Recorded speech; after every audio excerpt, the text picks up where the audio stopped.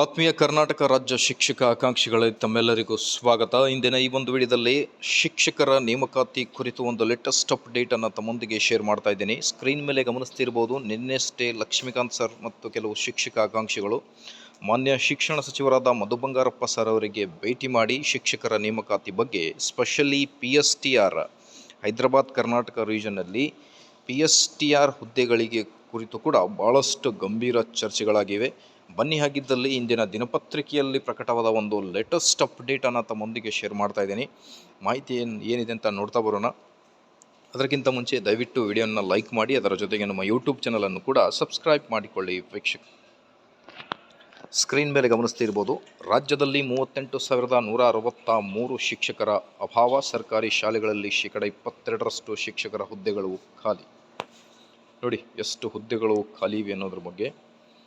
ಕರ್ನಾಟಕ ಸರ್ಕಾರವು ಈ ಹಿಂದೆ 15,000 ಶಿಕ್ಷಕರನ್ನು ನೇಮಕ ಮಾಡಿಕೊಳ್ಳುವ ಯೋಜನೆಯನ್ನು ಘೋಷಿಸಿತ್ತು. ಆ ಪ್ರಕ್ರಿಯೆ ಇನ್ನೂ ಆರಂಭವಾಗಿಲ್ಲ. ಒಳ ಮೀಸಲಾತಿ ಕುರಿತು ಸಂಪುಟ ಹೊಸ ನಿರ್ಧಾರವನ್ನು ತೆಗೆದುಕೊಂಡಿದೆ. ಅದನ್ನು ಸೇರಿಸಿದ ಬಳಿಕ ಅಧಿಸೂಚನೆಯನ್ನು ಹೊರಡಿಸಲಾಗುತ್ತದೆ. ಹಣಕಾಸು ಇಲಾಖೆಯಿಂದ ಅನುಮೋದನೆ ಬಂದ ನಂತರ 100 ದಿನದಲ್ಲಿ ನೇಮಕಾತಿಯನ್ನು ಪೂರ್ಣಗೊಳಿಸಬಹುದು. ಮುಂಬರುವ ಶೈಕ್ಷಣಿಕ ವರ್ಷದಲ್ಲಿ ಖಾಲಿ ಹುದ್ದೆಗಳನ್ನು ಭರ್ತಿ ಮಾಡಲು ನಾವು ಆಶಿಸುತ್ತೇವೆ ಅನ್ನೋದ್ರ ಬಗ್ಗೆ ಆಯುಕ್ತರು, ರಾಜ್ಯ ಶಾಲಾ ಶಿಕ್ಷಣ ಇಲಾಖೆ ಇವರು ಇಂದಿನ ಸಂಯುಕ್ತ ಕರ್ನಾಟಕ ದಿನಪತ್ರಿಕೆಯಲ್ಲಿ ಈ ಒಂದು ಮಾಹಿತಿಯನ್ನು ನೀಡಿರ್ತಾರೆ. ಹೇಗೆಲ್ಲ ಯಾವೆಲ್ಲ ಡಿಸ್ಟ್ರಿಕ್ಗಳಲ್ಲಿ ಎಷ್ಟು ಶಿಕ್ಷಕರ ಕೊರತೆ ಇದೆ ಅನ್ನೋದ್ರ ಬಗ್ಗೆ ಈ ಒಂದು ದಿನಪತ್ರಿಕೆಯಲ್ಲಿ ಡೀಟೇಲ್ಡ್ ಅಪ್ಡೇಟನ್ನು ನೀಡಿದ್ದಾರೆ.